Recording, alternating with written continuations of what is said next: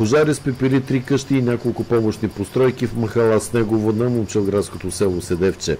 Все още не е ясна причината за пожара. Пламъците са тръгнали от южния край на махалата и са се разгорели бурно заради сухите треви в изоставените и непочистени дворове. Местните жители се опитали сами да се справят с огъня, но водоподаването в махалата било спряно преди 3 дни заради сушата. Сигналът за пожара е подаден в 16 часа и 15 минути, съобщиха от областната дирекция на МВР в Кърджали.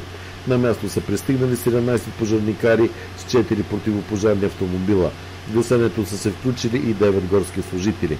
За щастие на хората от махала Снегово, вятърът е насочил пламъците на север от домовете им и това, заедно с усилията на огнеборците, е предотвратило по-големи щети. Няма пострадали хора, съобщи за радио Кърджали кметът на Седевче Мехмед Селим. В една от изгорелите къщи е живяло семейство от 7 души. Другата е на горбичи, които в момента са в чужбина. В третата пострадала къща имало възрастна жена, но преди 2-3 дни нейни роднини се взели в Кърджали, разказа Мехмед Селим, кмет на Седевче. Откъде тръгна пожара? Доколкото разбрах, от тая първата къща, дето е изгоряла, от нея, оттам е тръгнал и за ново време се разпространява.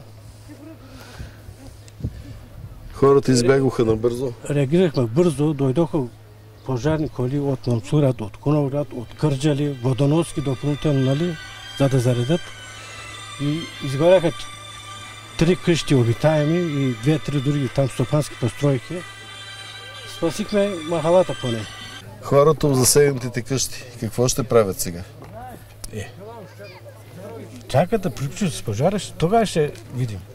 Ще дойдат хора от общината, от гражданска защита, сигурно. По всякакъв начин ще гледам да ги помогнем на хората. Освен къщата и покъщната вътре на наличието, всичко изгоря. Колко семейства? Не бяха тук. Работят текла с някои, са били на работа. Колко хора пострадаха реално? 3 семейства с колко души са? В първата къща живеят 7 души. В другите 2 в момента не живее никой, защото едното семейство работи в чужбина. Не знам къде са, в Германия ли. А в третата къща имаше една възрастна жена. Преди 3 дни се е прибрали в Кърджали. Добре, че не е тук, нали? Най-последната къща там не среща. Това е за сега. А семейството, голямото 7 човека, имат ли роднини да ги приберат тук? Те в момента даже живеят и в Куновград, освен в тях клас работят там.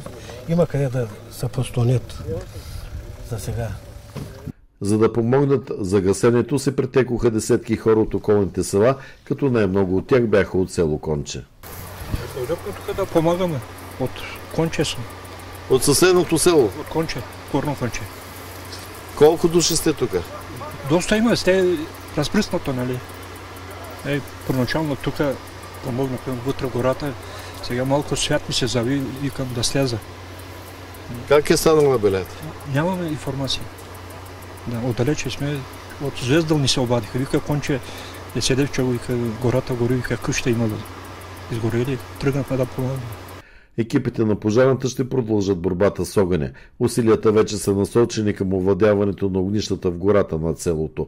Гората там е стара и гъста и на пожарникарите ще е много трудно, коментираха местните жители, които се надяваха и на помощ с хеликоптер при гасенето.